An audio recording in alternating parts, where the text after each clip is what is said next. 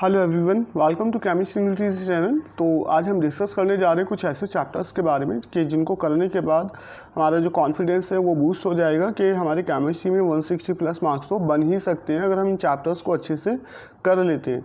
तो आप एनसीईआरटी आपको अच्छे से करना है, ठीक है। और इसके अलावा एनसीईआरटी के साथ साथ आपको प्रीवियस ईयर्स क्वेश्चंस लगाने हैं, ठीक है। और कुछ अदर सोर्स आपको मिलते हैं एमसीक्यूज करने के लिए जो कि एनसीईआरटी बेस्ड क्वेश्चंस होने चाहिए, तो आप वहाँ से कर सकते हैं, ठीक है।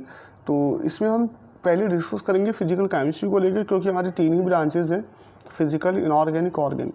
तो देखो फिजिकल केमिस्ट्री में जो क्वेश्चंस आपको मिलेगा वो सिंपल फार्मूला बेस्ड क्वेश्चन मिलेगा। तो अगर आप प्रीवियस ईयर्स क्वेश्चंस करते हैं तो वहाँ से आपको आइडिया मिल जाएगा कि फिजिकल केमिस्ट्री में किस तरह से क्वेश्चंस हमें मिलने वाले हैं। और सिंपल फार्मूला बेस्ड क्वेश्चंस आएंगे। सभी चैप्टर्स के फॉर्मूले आप लिख लें अलग से अपनी डायरी में, समरी पॉइंट्स बना लें और वहाँ से अपने नंबर ऑफ क्वेश्चन ज़्यादा से ज़्यादा प्रैक्टिस करें, तो आपको फिजिकल केमिस्ट्री का कोई क्वेश्चन बचेगा नहीं। तो देखो पहले बात करें some basic concepts of chemistry.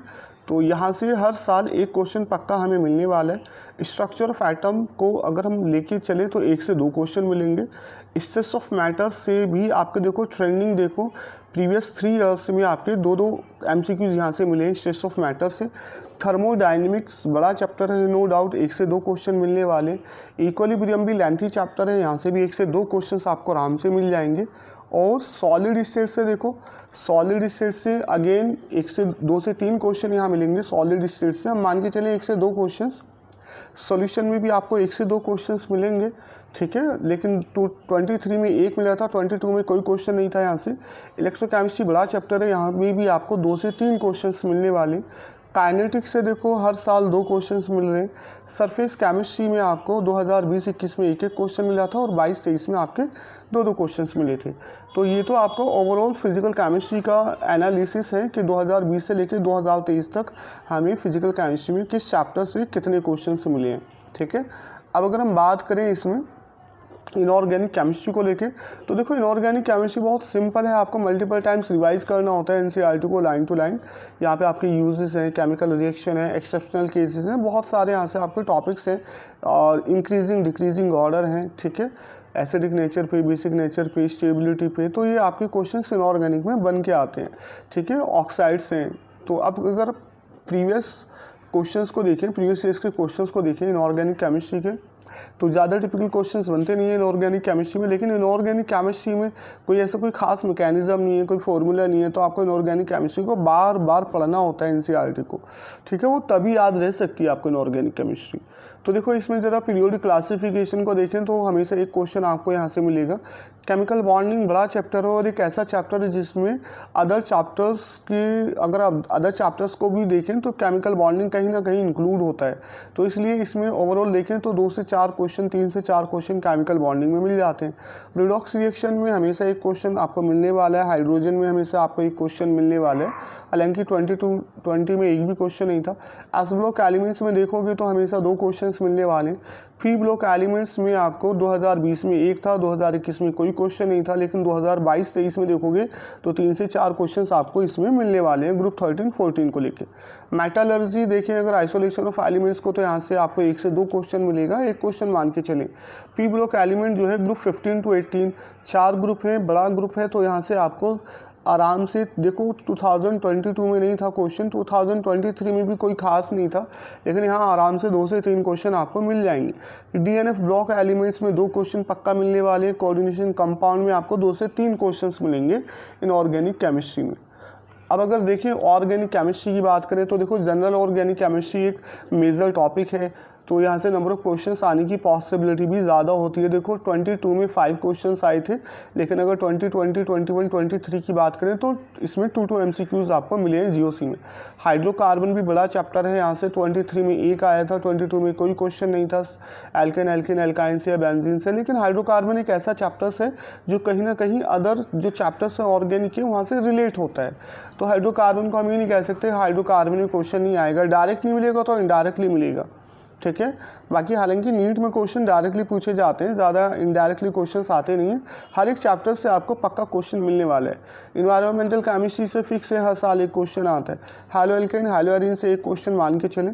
Alcohol phenol ether बड़ा चैप्टर है, 2 से 3 क्वेश्चन मिलने वाले हैं। एल्डिहाइड कीटोन एसिड बड़ा चैप्टर है, नेमिंग रिएक्शंस काफ़ी सारी आती हैं इसमें।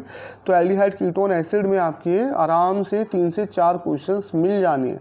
अमाइंस छोटा चैप्टर है, 1 से 2 क्वेश्चन मिलेंगे। बायोमोलिक्यूल का फिक्स है, 1 से 2 क्वेश्चन मिलने वाले हैं।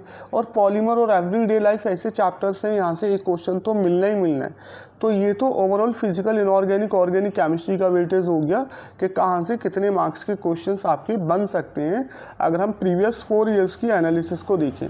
अब कुछ ऐसे चैप्टर्स जिनको करने के बाद आप श्योर हो जाओगे कि 160 प्लस तो हमारे बन जाने हैं, जैसे एटॉमिक स्ट्रक्चर 2 क्वेश्चन आराम से मिलेंगे, केमिकल बॉन्डिंग 3 से 4 क्वेश्चन मिलेंगे, स्ट्रेस ऑफ मैटर जो है आपका, ठीक है, यहाँ से आपके 2 क्वेश्चंस मिलेंगे, थर्मोडायनेमिक्स से 2 क्वेश्चन मिलने वाले, इक्विलिब्रियम से 2 क्वेश्चंस मिलने वाले, एस ब्लॉक एलिमेंट से 2 क्वेश्चन मिलेंगे, पी ब्लॉक एलिमेंट्स जो है ग्रुप 13, 14 2 से 3 क्वेश्चन मिलेंगे।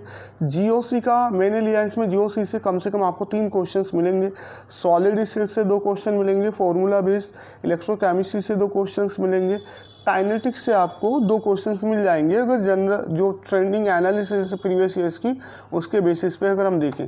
तो इसमें देखो पी ब्लॉक एलिमेंट जो है ग्रुप 15 से 18, तो 2 से 3 क्वेश्चन हम यहाँ से लेके चलते हैं। डीएनएफ ब्लॉक एलिमेंट्स में फिक्स है 2 क्वेश्चन मिलेंगे, कोऑर्डिनेशन में 2 क्वेश्चन मिलेंगे, अल्कोहल फिनोल ईथर से आपको आराम से 3 क्वेश्चन मिल जाएंगे। एल्डिहाइड कीटोन एसिड जो चैप्टर है यहाँ कम से कम मान के चलें 4 चैप्टर्स आपको मिलेंगे, 4 MCQs यहाँ से आपको मिलेंगे। अमाइन से 1 से 2 क्वेश्चंस मिलेंगे और हाइड्रोकार्बन से आपको 2 क्वेश्चंस मिल जाएंगे।